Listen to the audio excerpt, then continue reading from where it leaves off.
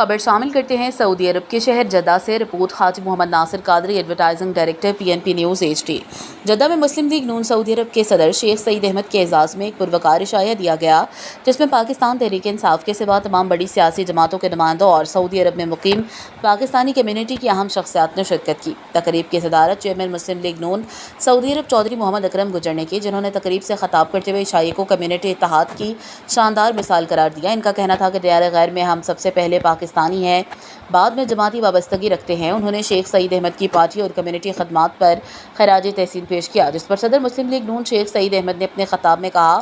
پاکستان اس وقت اتحاد و یگانگت کا متقاضی ہے اور ہم سب کو ایک مضبوط پاکستان کی تشکیل کے لیے اپنا کردار ادا کرنا ہوگا۔ تقریب سے صدر پاکستان پیپلز پارٹی سعودی عرب چودھری تصور حسین، کنوینر قومی یکجہتی فورم سید ریاض بخاری، سرپرست اعلیٰ مسلم لیگ نون سعودی عرب مسعود احمد پوری،